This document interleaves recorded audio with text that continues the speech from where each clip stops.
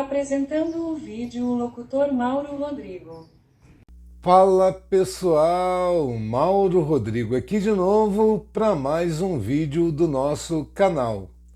Agora nós veremos mais um relato de traição e depois a gente volta para conversarmos sobre esse relato de hoje. Assiste aí. Vamos ao nosso relato de hoje, pessoal. Eu sou o Jonas, tenho 27 anos e namorava a Márcia, também de 27. Nós éramos da mesma igreja e estávamos juntos há 5 anos. A Márcia era uma garota bonita, trabalhava em um supermercado desde os 25 anos.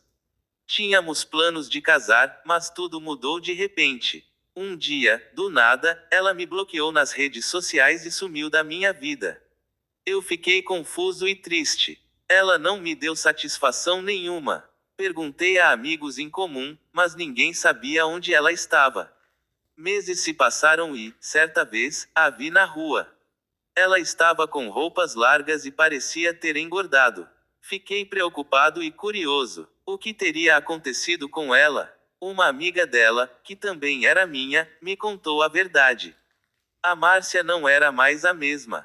Ela dizia ser virgem, mas eu soube ali que ela não era virgem e, pior, estava tendo um relacionamento com o chefe no supermercado. A amiga me disse que isso já acontecia há mais de um ano. Fui traído por pelo menos um ano. Isso me deixou muito chateado, mas em vez de brigar, eu decidi me afastar. Mudei de estado em busca de um novo começo. Anos se passaram e eu construí uma nova vida. Conheci a Vera, me casei e tivemos um casal de filhos. A vida parecia boa. No entanto, nunca esqueci da Márcia. O que teria acontecido com ela? Uma parte de mim ainda se preocupava. Então, 10 anos depois, voltei para visitar a antiga cidade, e decidi ir à igreja onde tudo começou. Quando cheguei lá, encontrei a família da Márcia. Fui cumprimentá-los e, de repente, a vi. Márcia estava em uma cadeira de rodas. Meu coração parou. O que havia acontecido? Ela me viu, e suas lágrimas começaram a rolar. Seu olhar estava cheio de dor e arrependimento. Mas eu só consegui olhar para ela sem dizer uma palavra. A família dela me abraçou, mas eu me sentia dividido. O que aconteceu com ela? Como sua vida mudou de um sonho para um pesadelo. Enquanto a família sorri e chora, eu apenas observava, pensando na Márcia que conheci uma vez. Aquele momento ficou marcado na minha memória, e o passado que tinha deixado para trás voltou de forma inesperada. A mãe dela me contou que o casamento durou 2 anos. Aí o marido bêbado tombou com o carro e ela acabou vivendo dependente da cadeira de rodas. Mora com os pais e com o filho que ela teve. Sei que ela sofre e isso acaba comigo, mas foi escolha dela que causou isso tudo. Vida que segue. E esse foi nosso relato de hoje, pessoal, e até o próximo. É bem complicado, não é? Algumas coisas me chamaram a atenção nesse relato. Essa coisa de algumas mulheres que são solteiras e se entregam e acabam engravidando. Aí muitas ficam inchadas, não é? Usando roupas largas para esconderem essa gravidez, não é? Por vergonha da sociedade, porque são solteiras, não é? Acontece muito, mais do que as pessoas percebem. Não é? Tem gente que não percebe esse tipo de coisa. E já tem pessoas que ficam observando, não é? Isso é uma coisa que a gente escuta. Sempre alguém fala, fulana tá namorando, mas eu acho que tá grávida, e sei lá o quê. Vem essas conversas. Sempre chega uma noticiazinha diferente nesse sentido aí nos ouvidos, não é? Mesmo a gente não querendo. Porque a gente é aquele tipo de pessoa que não toma conta da vida das outras pessoas. Cada um tem o direito de fazer o que quiser. E a gente não pode obrigar ninguém a fazer o que a gente acha certo. Estão entendendo, não é? Cada um tem o direito de tomar suas próprias decisões. É isso que eu estou dizendo. E esse relato, veja bem, o que pareceu para mim, eles eram um casal de igreja, não é? Eles não tinham a bateção de virilha, eles estavam juntos há 5 anos, mas era só beijo, abraços e carinhos, né? Então, para ele, que amava ela, esse homem do relato, ele amava de verdade, mas ela não. O que ela amava é o dinheiro. Isso eu tenho certeza absoluta. Como grande parte, é dessa forma. E ela não cedeu a ele. E em 2 anos trabalhando em um motel, digo supermercado, que é mais ou menos o equivalente, não é? Em alguns casos, eu já trabalhei e estou afirmando aqui para vocês como é que é. Já trabalhei em 2, que não me falha a memória, não é? Que eu estou ficando meio esclerosado já, não é? A idade, quase 100 anos, não é? E a gente já fica tendo amnésias, lapsos de memória, não é? Coisa da idade. Quase 100 anos, né, gente? Vocês têm que me perdoar, não é? E agradecer por eu ainda estar aqui, quase um homem centenário, não é? Fazendo vídeos aqui pela internet. Mas eu nunca fiz plástica não, tá, gente? É porque eu tenho uma genética kryptoniana que é muito boa, e nós kryptonianos envelhecemos mais devagar. Vocês conhecem o meu primo famoso, né, o Kal-El, conhecido também como Clark Kent, meu primo? Ele também envelhece mais lentamente, não é? Vocês podem ver aí nos desenhos animados que os outros heróis vão envelhecendo e ele mais devagar. É assim mesmo. Zoeiras à parte, eu tenho que falar uma parada para vocês. Esse relato, a mulher mostrou quem ela era de fato. Foi um livramento para esse rapaz. Meu ponto de vista é esse. E vocês viram o que aconteceu com ela, não é? Ela namorava ele, se envolveu com o chefe, continuou namorando ele, sem se entregar para ele, se entregando para o chefe, engravidou do chefe, entrou em desespero, bloqueou ele nas redes sociais, estão entendendo?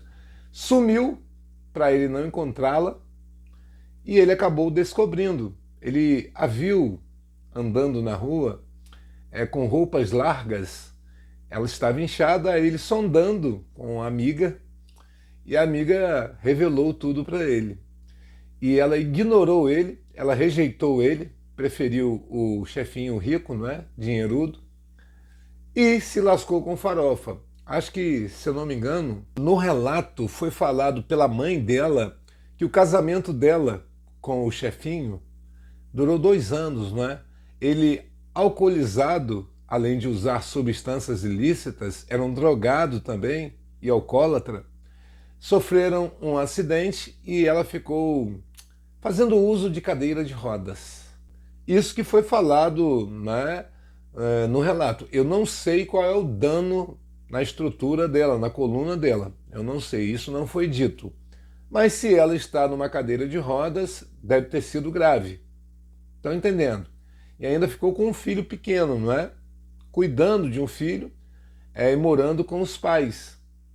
E ela se emocionou ao ver o ex-namorado casado com um casal de filhos, com uma família estruturada.